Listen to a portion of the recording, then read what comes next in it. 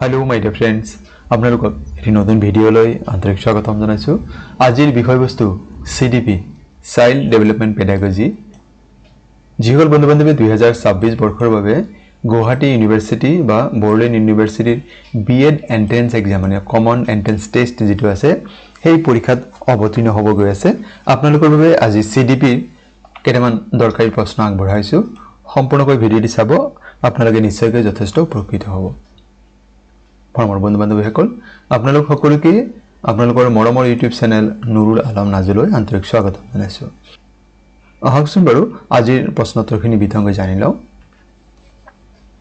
এটি প্ৰশ্ন দি আছে who is known as father of psychology কোনজন ব্যক্তিক মনোবিজ্ঞানৰ পিতৃ বুলি জনা যায় বিকল্প দি আছে উইলিয়াম জেমস উইলহেম উণ্ড ই এল থৰ্নডাইক আৰু ৰুসো এই বিকল্পসমূহৰ ভিতৰৰ অপশন যেটি বি দি আছে উইলহেম উণ্ড এইগৰাকী জাৰ্মান মনোবিজ্ঞানিক মনোবিজ্ঞানৰ পিতৃ বুলি জনা যায় মনত ৰাখিব কোন দেশৰ আছিল জাৰ্মান দেশৰ আৰু তেখেতৰ নাম হৈছে উইলহেম উণ্ড দ্বিতীয় প্ৰশ্ন দি আছে which one of the following is the best method of teaching নিম্নলিখিত কোনটো শিকোৱাৰ সৰ্বশ্ৰেষ্ঠ পদ্ধতি মানে এই চাৰিটা পদ্ধতি দিয়া আছে এই চাৰিটাৰ ভিতৰত কোনটো আটাইতকৈ বেষ্ট টিচিং মেথড হয় লেকচাৰ মেথড বা ভাষণ পদ্ধতি ডিসকাশন মেথড আলোচনা পদ্ধতি ডেমনস্ট্ৰেশন মেথড উপস্থাপন বা প্ৰদৰ্শন পদ্ধতি আৰু নেৰেশন মেথড বা বৰ্ণনাত্মক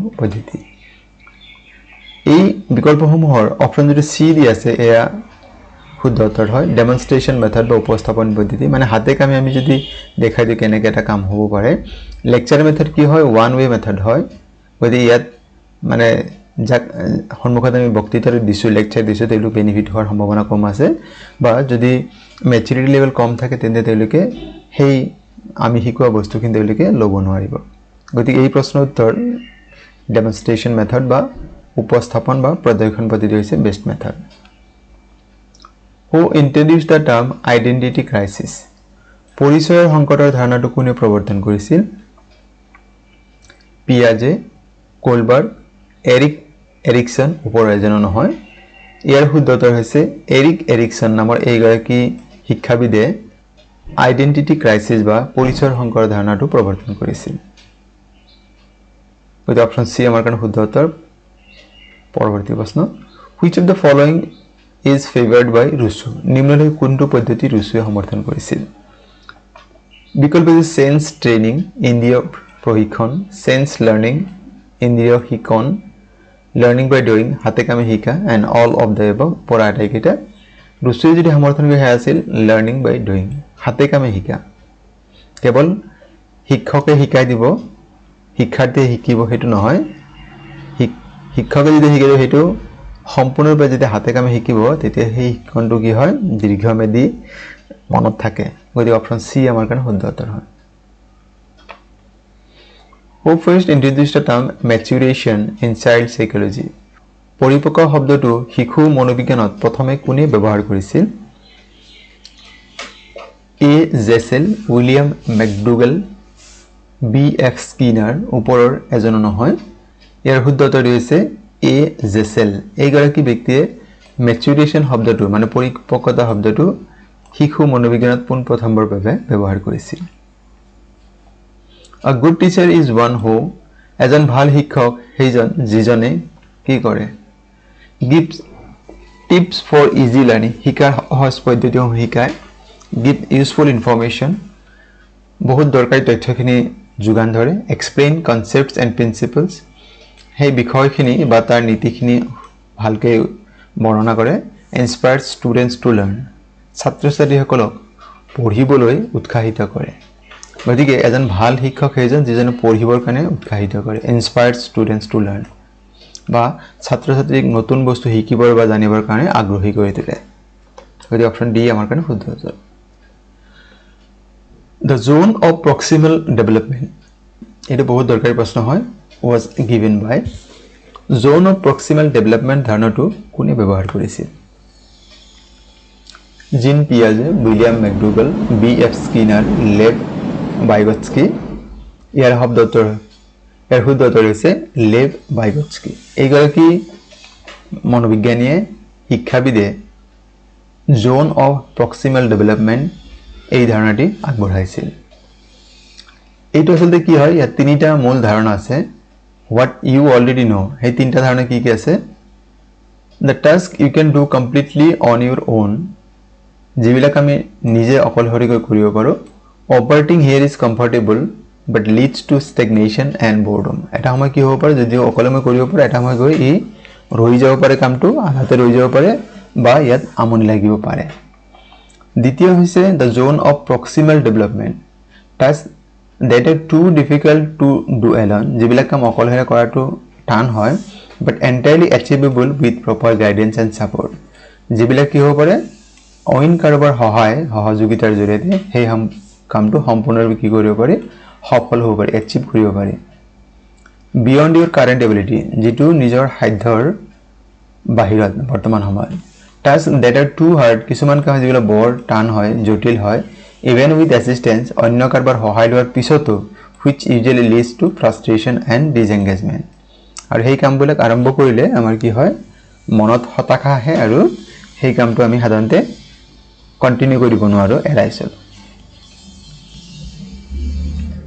পৰৱৰ্তী প্ৰশ্ন, according to Kohlberg, moral development has how many stages? কোলবাৰ্গৰ মতে নৈতিক বিকাশৰ কিমানটা স্তৰ আছে? 7, 6, 5, 4, ইয়াৰ শুদ্ধ উত্তৰ হৈছে 6, 6টা ষ্টেজ আছে। মৰেল ডেভেলপমেণ্টৰ 6টা স্তৰ থাকে, সেইকেইটা কি কি আছে? কোলবাৰ্গৰ যি 6টা ষ্টেজ আছিল মৰেল ডেভেলপমেণ্টৰ কাৰণে, এক প্ৰথমে 3টা লেভেলত ভাগ কৰে, লেভেল 1, লেভেল 2, লেভেল 3। লেভেল 1 হৈছে প্ৰি কনভেনশ্যনেল মৰেলিটি, দ্বিতীয়টো হৈছে কনভেনশ্যনেল মৰেলিটি, আৰু 3 নম্বৰটো হৈছে পোষ্ট কনভেনশ্যনেল মৰেলিটি। আকৌ এই প্ৰত্যেকটো লেভেলকে দুটাকৈ ভাগ কৰা হৈছে। Level 1 obedience and punishment, stage 2 individualism and exchange. আকৌ লেভেল 2ৰ ষ্টেজ দুটা হৈছে good interpersonal relationship and maintaining social order, আৰু 5 নম্বৰ 6 নম্বৰ ষ্টেজটো হৈছে social contract and individual rights, 6 নম্বৰটো হৈছে ইউনিভাৰ্চেল এথিকেল প্ৰিন্সিপল। এই 6টা হৈছে কোলবাৰ্গৰ stages of moral development. According to Piaget, children between 2 to 7 years belongs to which stage? Piaget মতে এটি শিশু যেতিয়া 2 পৰা 7 বছৰ ভিতৰত তেওঁ কোনটো ষ্টেজত আছে? Sensory motor stage, pre operational stage, concrete operational stage and formal operational stage. ইয়াৰ শুদ্ধ উত্তৰটি হয় প্ৰি অপাৰেশনাল ষ্টেজ। কাৰ মতে? জিন পিয়াজেৰ মতে। সময় কোনখিনি? 2 to 7 years। এইখিনি সময়ত কি হয়? In this stage, children begin to use language. এইখিনি সময়ত শিশুটিয়ে ভাষা ব্যৱহাৰ কৰা আৰম্ভ কৰে and symbols আৰু কিছুমান প্ৰতীক, but cannot think logically yet. এই সময়ত তেওঁলোকে যুক্তিপূৰ্ণভাৱে কোনো কাম বিচাৰ কৰিব নোৱাৰে। Next question, who is known as father of behaviorism? আচৰণবাদৰ পিতৃ বুলি ক'লে কোনজন ব্যক্তিক বুজায়? ৱাটছন, পিয়াজে, কোলবাৰ্গ আৰু গাৰ্ডনাৰ। ইয়াৰ শুদ্ধ উত্তৰ হৈছে ৱাটছন। অপশ্যন এ আমাৰ কোনো শুদ্ধ উত্তৰ। এইগৰাকী ব্যক্তিক আচৰণবাদৰ পিতৃ, ফাদাৰ অফ বিহেভিয়াৰিজম নামেৰে জনা যায়। John B Watson introduced behaviorism which focused on observable behavior. Next question, a teacher should mainly assess students to, এজন শিক্ষকে ছাত্ৰ ছাত্ৰীক কিহৰ বাবে মূল্যায়ন কৰিব, এছেছ কৰিব লাগে? পানিছ উইক লাৰ্নাৰ্ছ, যিবিলাক দুৰ্বল ছাত্ৰ ছাত্ৰী আছে মানে পঢ়াৰ ক্ষেত্ৰত দুৰ্বল, তেওঁলোকক শাস্তি দিব লাগে। কম্পেয়াৰ ষ্টুডেণ্টছ, অন্য ছাত্ৰ ছাত্ৰীৰ তুলনা কৰিবৰ কাৰণে। ইম্প্ৰুভ লাৰ্নিং, তেওঁৰ শিকন ব্যৱস্থাটো, তাৰ শিকন প্ৰক্ৰিয়াটো উন্নত কৰাৰ কাৰণে। গিভ মাৰ্কছ অনলি, কেৱল নম্বৰ দিয়াৰ কাৰণে। ইয়াৰ আমাৰ ডি নহয় বাৰু, এ আৰু বিও নহয়, ইয়াৰে শুদ্ধ উত্তৰটি হৈছে সেই ছাত্ৰ ছাত্ৰীসকলৰ যি শিকন প্ৰক্ৰিয়া সেইটো উন্নত কৰাৰ কাৰণেহে এজন শিক্ষকে মূল্যায়ন কৰিব লাগে। গতিকে অপশ্যন চি আমাৰ কাৰণে শুদ্ধ উত্তৰ। Assessment helps teachers to identify learning gaps. যেতিয়া মূল্যায়ন কৰা হয়, এছেছ কৰা হয়, তেতিয়া কি হয় যে ছাত্ৰ ছাত্ৰীৰ যিটো লাৰ্নিং গেপ আছে, তেওঁ ক'ত শিকিব নোৱাৰিলে, দুৰ্বল হৈ আছে, সেই কথাটো জানিব পাৰি। And improve teaching and student understanding, আৰু তেতিয়া ছাত্ৰ আৰু শিক্ষকৰ যিটো বুজাৰ যিটো দিশ আছে সেইটো উন্নত কৰিব পাৰি। ইনক্লুসিভ এডুকেশন মিন্স অন্তৰ্ভুক্তি শিক্ষা যেটো তাৰ মানে কি হয় আসলতে অপশন এ দি আছে টিচিং অনলি গিফটেড স্টুডেন্টস কেৱল যিবিলাক গিফটেড স্টুডেন্ট সেইবিলাক শিকাব লাগে teaching only children with disabilities যিবিলাক শিশু কিবা শাৰীৰিক বাধাগ্ৰস্ত আছে সেইবিলাকক শিকাব লাগে টিচিং অল চিলড্ৰেনস টুগেদাৰ ৰিগাৰ্ডলেছ অফ ডিফাৰেন্সেস সকলো শিশুকে শিকাব লাগে তাৰ যিমান বিভিন্ন ধৰণৰ পাঠ্যক্ৰম থকাৰ পিছতো সকলোকে একেলগে শিকাব লাগে teaching only academically strong student যিবিলাকৰ একাডেমিক ষ্ট্ৰং থাকে যিবিলাক শৈক্ষিক দিক বেছি উন্নত থাকে সেইবিলাক শিকাব লাগে ইনক্লুসিভ মানে সকলোকে সাঙুৰি শিকাব লাগে লাগিলে এটা ডিজেবল ষ্টুডেন্ট হ'ব পাৰে গিফটেড চাইল্ড হ'ব পাৰে সকলো ধৰণৰ ছাত্ৰ-ছাত্ৰীক সাঙুৰি শিক্ষা প্ৰদানৰ নাম হৈছে ইনক্লুসিভ এডুকেশন বা অন্তৰ্ভুক্তি শিক্ষা আমি যেনেকৈ ইংৰাজী শব্দ ইনক্লুড মানে সামৰি লোৱা বা সাঙুৰি লোৱা বুজায় তেনেকৈ ইনক্লুসিভ এডুকেশন সেই কথাটোকে বুজায় যে আমি কাকো এই ব্যৱস্থাৰ পৰা মানে শিক্ষণ ব্যৱস্থাৰ পৰা বাদ দিব নালাগে সকলোকে লাগিলে হেজন বিভিন্ন বাধাগ্ৰস্ত নহওক কিয় আমি সেই ছাত্ৰ-ছাত্ৰীক অন্য ছাত্ৰ-ছাত্ৰীৰ সৈতে একেলগে পাঠদান কৰিব লাগে গতিকে এইটো আছিল আমাৰ কোৱেশ্চন নম্বৰ 10 ৰ উত্তৰ Inclusive education provides equal learning opportunities to every child, regardless of ability, background, and disability.